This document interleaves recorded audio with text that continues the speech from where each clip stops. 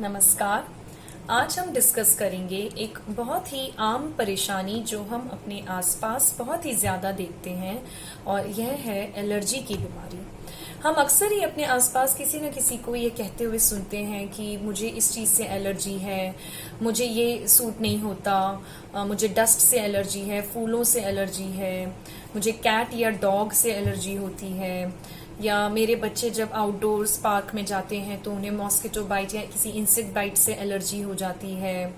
और हम खुद भी अपनी लाइफ में कभी ना कभी यह ज़रूर एक्सपीरियंस करते हैं कि हमें कोई एक पर्टिकुलर चीज़ सूट नहीं हो रही है और हम सोचते हैं कि हमें इस चीज़ से एलर्जी है।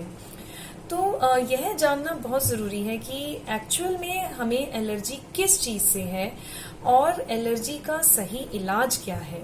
यह कैसे पता लगाएं कि किस पर्टिकुलर चीज़ से आपकी बॉडी को प्रॉब्लम होती है और उसको किस तरीके से सही इलाज उसका होना चाहिए।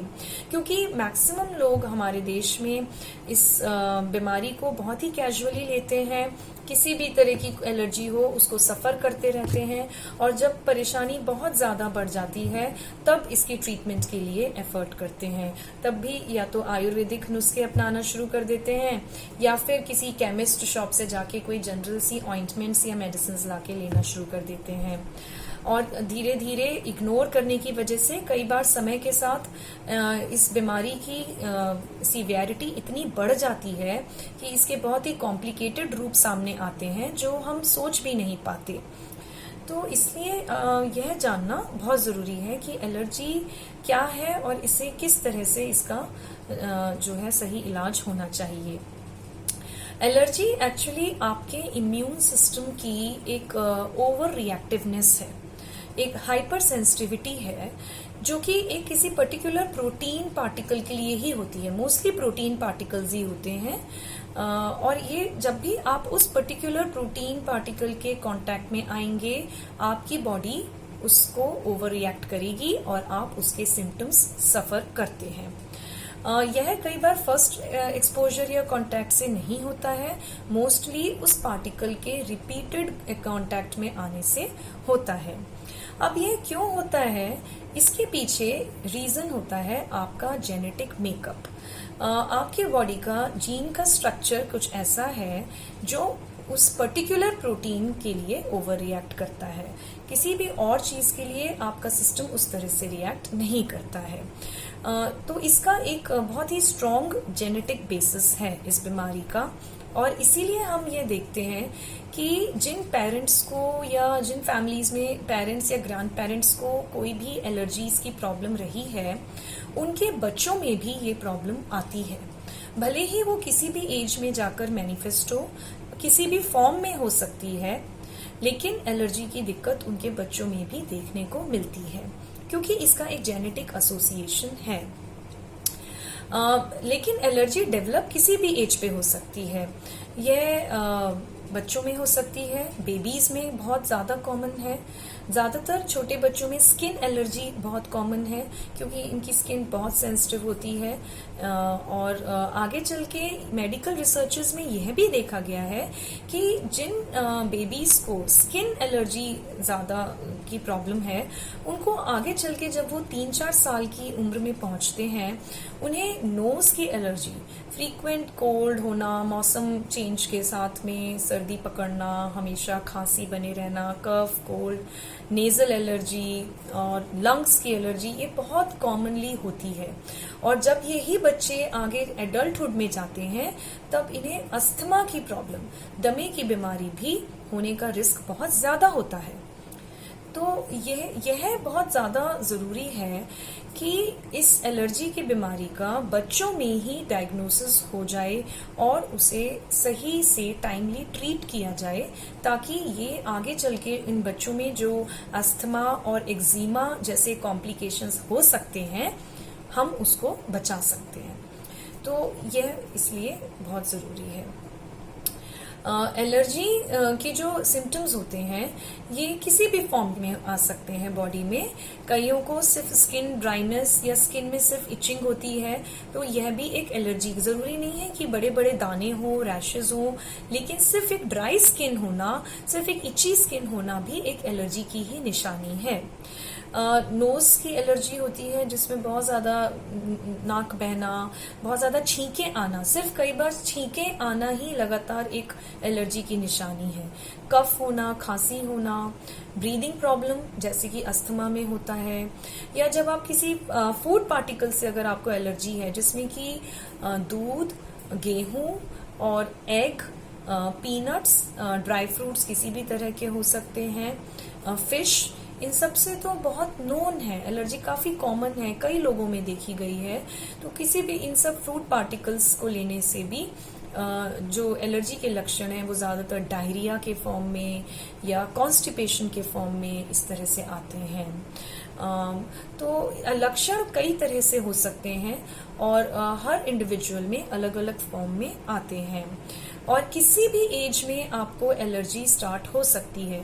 ये जरूरी नहीं है कि बच्चों में बहुत कॉमन है, childhood allergies are very common, क्योंकि बच्चों का इम्यून सिस्टम इमेच्योर होता है इसलिए, लेकिन एलर्जी किसी भी एज पे डेवलप हो सकती है। इसका कोई पर्टिकुलर एज नहीं है, और लेकिन अगर हम चाइल्डहुड एलर्जीज को टाइमली डायग्नोज और ट्रीट करते हैं, so that is the best approach.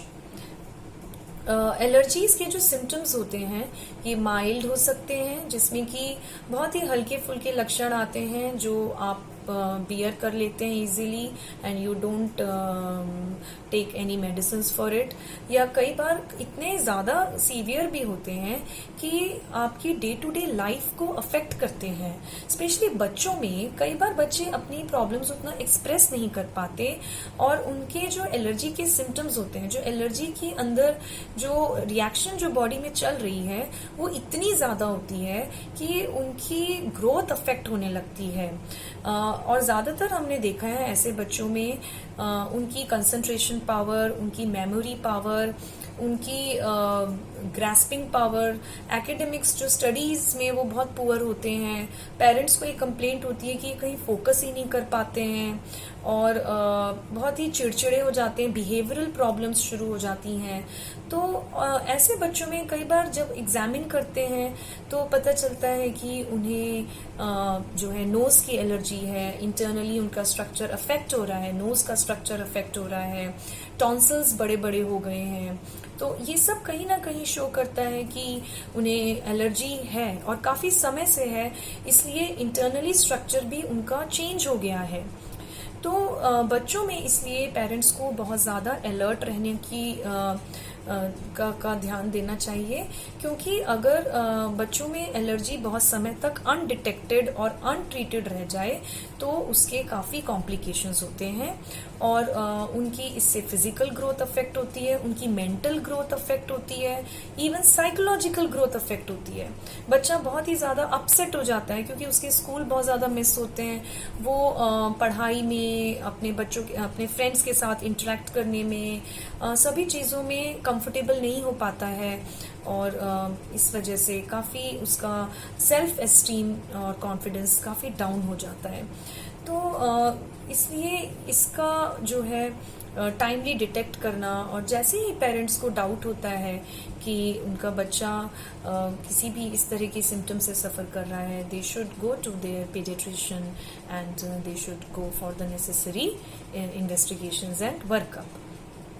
तो एलर्जी का जो सही जो इन्वेस्टिगेशंस जो हैं उसमें आपका ब्लड टेस्ट होता है, and there is also a skin test, skin prick test है, which is the gold standard test to detect allergy. और इन टेस्ट के द्वारा हम ये पता करते हैं कि बॉडी को किस चीज से, पर्टिकुलर किस प्रोटीन पार्टिकल से एलर्जी है। ये प्रोटीन्स फूड प्रोटीन हो सकते हैं, ये एनिमल प्रोटीन्स हो सकते हैं, कैट फर या एनिमल हेयर, इंसेक्ट प्रोटीन्स हो सकते हैं, cockroach protein, mosquito protein, any insect, crabs, prawns, fish, proteins हो सकते हैं, ये फूड प्रोटीन्स ही हो गया, milk allergy, wheat allergy, egg allergy, they are very common. And किसी भी पार्टिकल, इवन डस्ट में जो होता है, डस्ट माइट एक तरह का इंसेक्ट होता है, उसकी प्रोटीन से एलर्जी सबसे ज्यादा कॉमन है हमारे सेटअप में। तो यह टेस्ट्स जो होते हैं ये इसीलिए हैं सो दैट यू नो कि आपको किस चीज से पर्टिकुलर एलर्जी है, and then you can start avoiding that thing in particular in your day to day life. उसको फिर अपनी डे टू डे लाइफ में किस तरह से अवॉइड करना है उस पर्टिकुलर चीज को, यू लर्न दैट, एंड आप फिर देखेंगे कि उसके काफी अच्छे रिजल्ट्स हैं, क्योंकि because you are not expose to that protein, आपकी बॉडी उसके कॉन्टैक्ट में नहीं आ रही है, आपके सिम्टम्स काफी कंट्रोल हो जाते हैं। So that is very important to get the tests done and to know कि आपको किस चीज से एलर्जी है।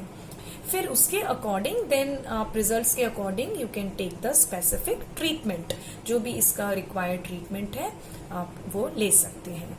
सो to conclude I should say that don't suffer from your allergies but get them cured. Thank you.